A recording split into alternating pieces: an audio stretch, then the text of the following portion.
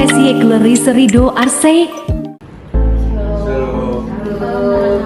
Ya, si ini Rido. Archie. Ayo silakan masuk duduk.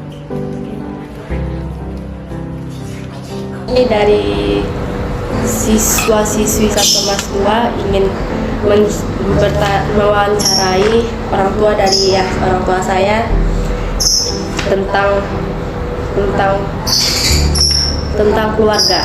Nah, yang pertama tuh untuk mama sendiri kan, selama pacaran tuh apa sejauh mana hubungan mama sama papa sebelum menikah sampai jadi keluarga. Sejauh mana maksudnya lama? Hubungan sejauh mana? Lama berpacarannya sebelum itu. Iya. Oh, baik.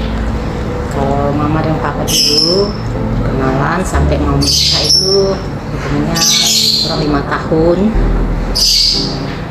Tapi selama masa itu kita harus saling mengenal satu sama lain, gimana sifatnya, gimana pribadinya terutama yang di dalam hubungan ini orang tua itu harus melihat satu iman, ya. Kalau kita semua tidak seiman itu tidak boleh, itu kan dilarang oleh Tuhan. Ya. Ibu dan suami ibu kenalan di mana? Kenalan di mana? Kenalannya Iya. di Medan. Oh.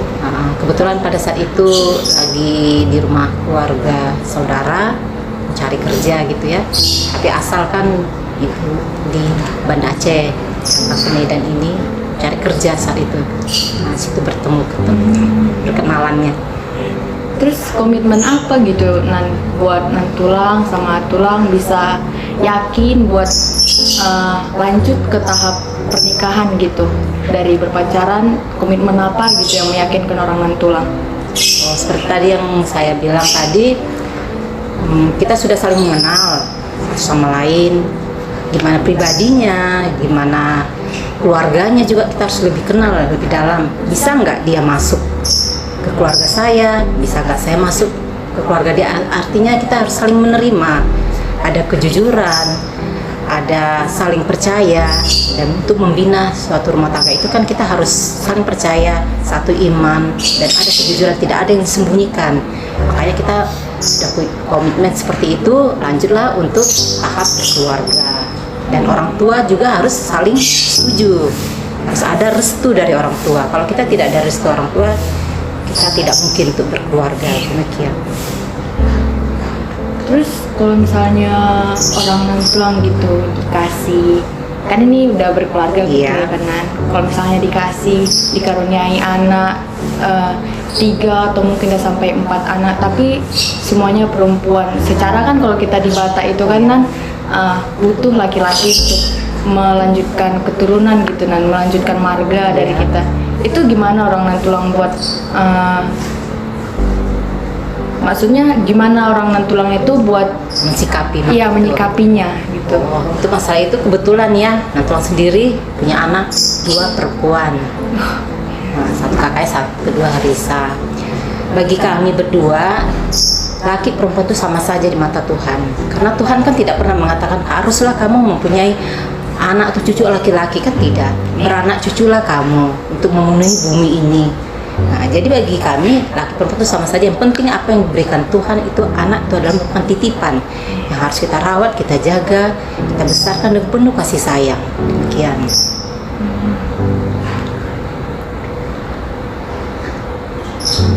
Oh ya, kami kan sebagai anak muda gitu ya kan, kalau semisal kami kan juga pengen gitu, apalagi udah 17 tahun gitu ya kan, pengen buat keputusan sendiri. Terkadang kan orang tua pengennya ya kemauan orang tua ya kita tahu kemauan orang tua itu tidak selalu salah gitu. Bahkan mungkin orang tua itu tahu kalau mungkin orang tua itu mikirnya memang itu yang paling bagus. Kami juga mikirnya itu yang paling bagus. Tapi kami kan mungkin kayak nggak minat ke situ gitu loh kalau semisalnya beradu pendapat gitu kan bagaimana orang tua caranya untuk menyelesaikan masalah kayak gitu Berpendapat maksudnya dalam masalah apa gitu? Iya, kayak misalnya seorang anak ini pengennya pekerjaannya sebagai dokter, tapi orang tuanya pengennya anak ini jadi hukum gitu loh, Nan. Kalau sejauh ini di rumah Mama Papa Risa ini kita tidak pernah memaksa kehendak orang tua terhadap anak. Kita melihat di mana bakat dia. Dari kecil kan kita sudah melihat, merawat, mendidik anak kita, pasti kita tahu ini si anak ini bakatnya di mana, kepintarnya di mana. Karena setiap anak itu kan berbeda. Tidak pernah ada yang sama kepintaran anak yang satu dengan kedua. Bakat yang satu dengan kedua juga beda. Jadi kita tidak boleh memasang kehendak. Kita lihat kalau dia bakatnya di sini, kita bimbing ke arah mana. Kalau seperti kakaknya, dia dari dulu sukanya di bagian teknik, bimbing dia belajar kemana, dia ambil jurusan IPA, dia ambil bimbel untuk memantapkan bakat dia itu, harus dia masuk ke situ, ternyata dia bisa jebol. Nah beda dengan Clarissa, kalau dia juga misalnya masuk jurusan IPS, dia nggak suka IPA, ya kita ikutin, karena sesuatu yang kita paksa itu tidak ada hasilnya. Tidak akan berhasil seorang anak itu menurut kemauan orang tuanya kalau tidak sesuai dengan bakat dan minatnya. Percuma aja kalau dia kuliah sesuai dengan kemauan orang tua tapi tidak dijalani, kan rugi, sia-sia, dan dia pun tidak nyaman untuk melanjutkan pendidikannya di tempat yang di kemauan dari orang tua itu. Demikian. Kalau menurut Nantulang itu keluarga keluarga seperti apa gitu yang kayak memang keluarga yang sebenarnya gitu, Nan? Keluarga yang sebenarnya itu yang diharapkan setiap orang, misalnya orang tua terutama, adalah keluarga yang berkenan di hadapan Tuhan, yang mengikut kehendak Tuhan, bukan mengikut kita. Semua kita berencana, semua kita berkehendak, tapi semua itu adalah kita serahkan sama Tuhan, karena Tuhan lebih bagus rancangan yang Tuhan berikan pada kita daripada rancangan kita, karena rancanganku adalah yang terindah pada rancanganmu, dibilang kan gitu ya. Jadi kita tidak bisa kalau misalnya berkeluarga itu, ini kan aku yang bisa menetapkan, aku ini rencana aku harus kulakukan, tanpa mengikut sertakan rencana dan rancangan Tuhan, itu tidak akan berjalan. Maka keluarga itu harus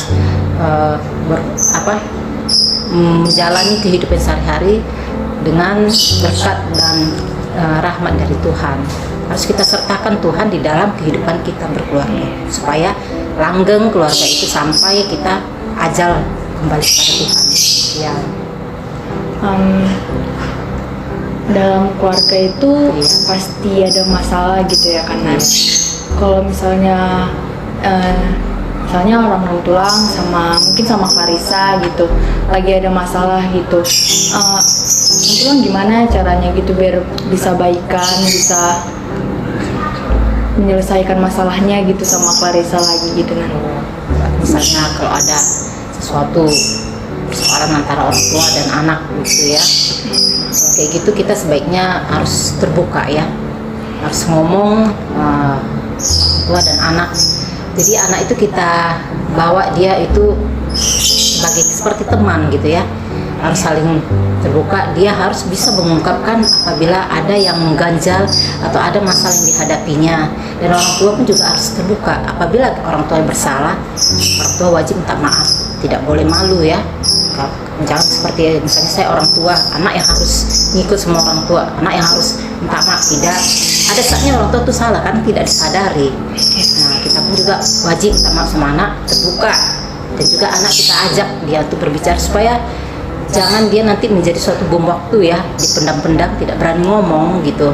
Makanya orang tua dan anak itu harus saling merangkul, harus sering diajak ngobrol, supaya jangan ada lain suatu waktu nanti yang tidak kita tahu, dia akhirnya nanti jadi pelarian karena tidak terbuka sama orang tua. Jadi orang tua dan anak itu harus salinglah komunikasi baik, terbuka gitu. Kami kan di sini kami datang ke sini tuh karena ada suatu materi yang menyangkut ke keluarga gitu, Nan. Jadi di sini kami ingin menanyakan sama Nantulang, menurut Nantulang apa itu makna panggilan hidup gitu, Nan? Panggilan hidup yang diberikan maksudnya panggilan hidup, Nan, gitu. Kalau panggilan hidup itu seperti apa ya, kita bilang merupakan panggilan yang dikehendaki Allah. Allah itu menyatakan dalam firman-Nya, apabila seorang suami istri sudah menyatu menjadi satu daging, ya kan, membentuk satu rumah tangga. Jadi apapun yang dalam rumah tangga itu kita ikut campur tangan Tuhan, kita ikut sertakan Tuhan supaya hidup kita yang berkeluarga itu lebih nyaman, indah, dan berjalan sesuai dengan kehendak Tuhan. Jadi panggilan hidup kita itu adalah panggilan yang dikehendaki Tuhan, bukan atas kehendak kita. Ya. Untuk yang terakhir kalinya pesan moral apa gitu yang bisa Nan Tulang berikan kepada kami tentang keluarga dan juga untuk kepada kami para kaum muda ini tentang panggilan hidup juga gitu Nan? Sebagai anak muda ya, pertama kalian itu harus belajar memanfaatkan waktu kalian yang ada selagi muda supaya lebih bermanfaat lagi bagi banyak orang, menjadi berkat lebih banyak lagi bagi orang lain, dan selalu percaya dan yakin bahwa segala sesuatu usaha itu tak akan berhasil tanpa dukungan dari Tuhan.